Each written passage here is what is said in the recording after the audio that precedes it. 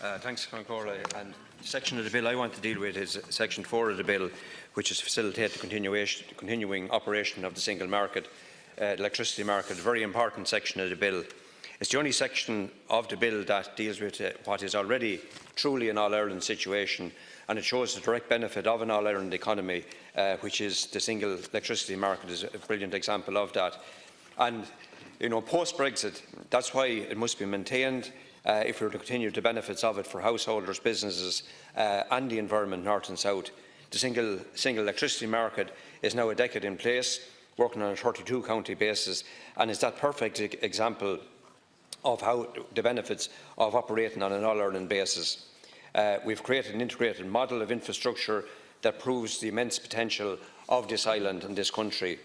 The new market rules for the single electricity market, the ISEM, the Integrated Single Electricity Market, were launched last year, and it's reported that it could cut energy bills for businesses and householders up to 200 million a year.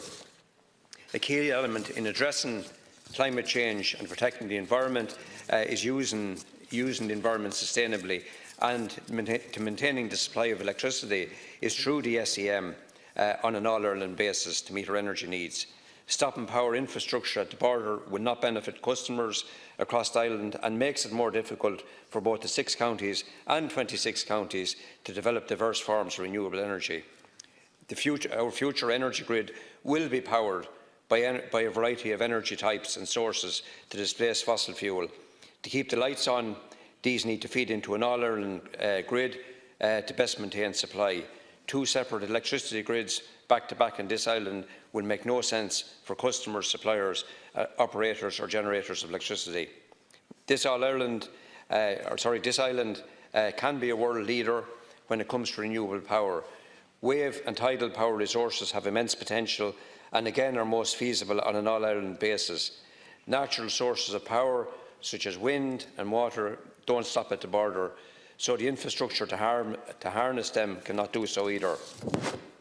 Post-Brexit, there are security energy of supply issues in terms of our gas supply which comes from Britain and our oil reserves held in Britain and in the 6 counties. Almost 50% of our electricity is generated through natural gas, and most of this gas does come through the interconnector from Britain. Now, we've addressed this, and I heard you this morning again replying on this, Minister, in relation to what tariffs, whether tariffs will apply there or not. We believe that further work needs to be done on this, because we must remember that there's the point of entry of that gas into Britain. I don't use the term UK because I'm not too sure what it stands for, but into Britain, and it also on the exit out of there to this country. So there are 2 points of contention here where tariffs could be introduced, and we believe there's further work to be done on that.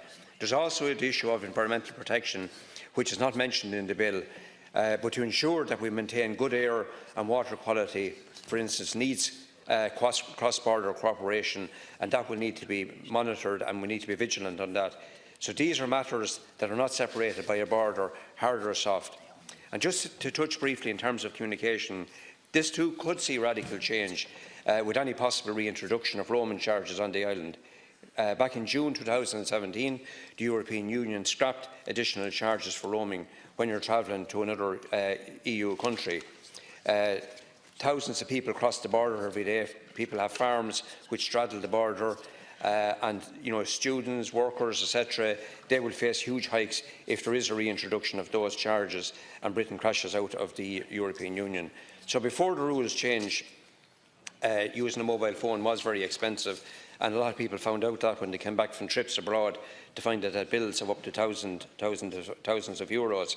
So if the Watch of Britain does crash out, that we don't have roaming charges reintroduced. So just to conclude, we will be supporting the thrust of this section of the bill, Minister.